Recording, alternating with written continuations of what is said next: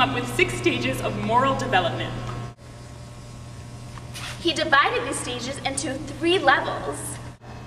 The first level is the pre-conventional level, where the child does not yet see his or herself as part of society. The very first stage is obedience and punishment orientation.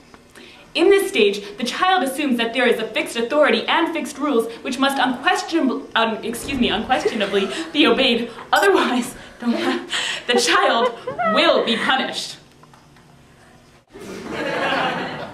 The second stage is individualism and exchange. In this stage, children realize that there is more than just one right view. Everything becomes relative. For example, it would be right for me to hit Shimra with this bottle, because that would give me pleasure. It would be wrong for Shimra because it would give her pain. This stage is based on a principle of fair exchange. This means what is fair is morally right. Now we come to level 2, the conventional level. And I did. This is when kids realize that they become part of society. The first stage is stage 3, good interpersonal relationships. In this stage, morals are based on trust, love, and concern for others. This stage is based on 2-people relationships.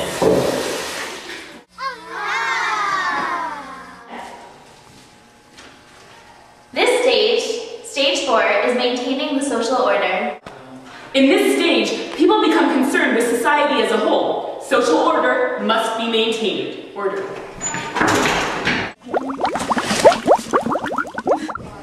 The next and last level, level 3, is the post-conventional level. So in this level, people start to see themselves outside and beyond of society. They start thinking of the greater good. They start realizing that government is not what it's all about, that sometimes society is wrong, that sometimes you have to go beyond society. For example, slavery. People realized that slavery and prejudice was wrong, that racial discrimination was bad, etc., etc. So basically, this last level is above and beyond. It is the ultimate level that everybody strives and tries to reach, but some people, for example, Spencer here, will never actually get there. The first stage of this level, stage 5, is social contract and individual rights. In this stage, people have a prior to society perspective. Whoa.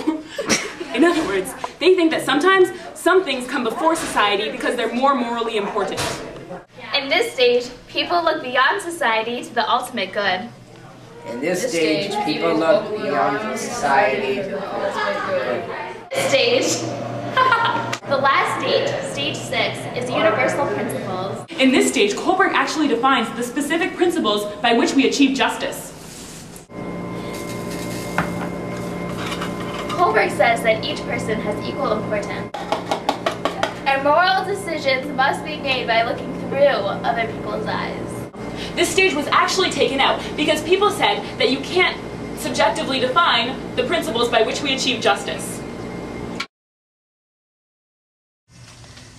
I'm dying of systemic anaphylaxis. You're dying of systemic anaphylaxis! For systemic anaphylaxis, you need maxillocytic nitrosis, which costs a lot of money. I have $50.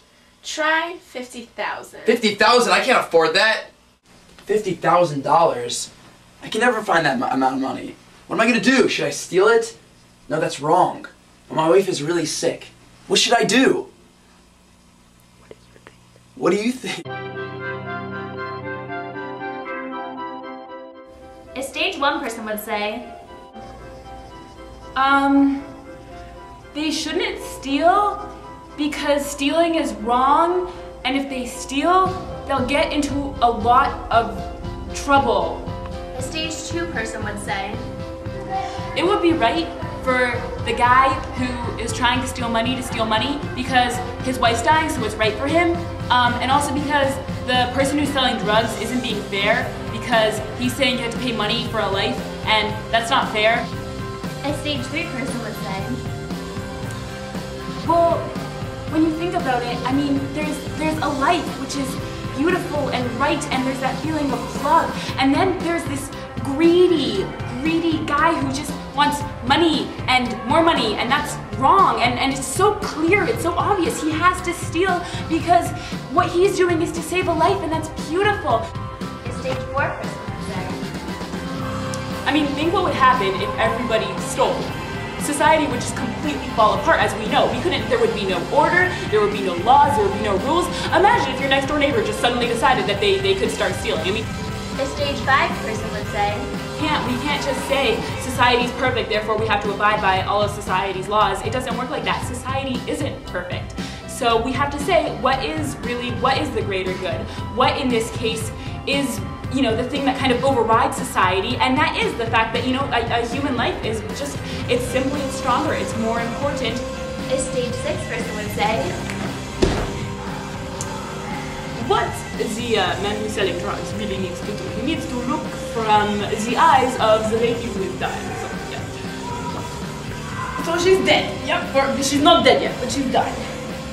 So he puts himself into these shoes and suddenly he wakes up and he goes, wait a second, I see the light, I should sell them drugs for very, very low price because otherwise she's gonna die. Because who am I to say that her life is more important than my need to make a living, No, I'm no one, I'm like the dust on my shoes. So, end of story, no more problem. This is what Kohlberg says, this is what he means.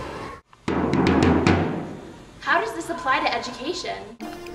Teachers should present themselves to students in the early stages of this as the authority which students must listen to or risk being punished. As children develop a sense of individuality, teachers should appeal to their sense of self by proving that listening and learning will work to their advantage, rewards, bribes, etc.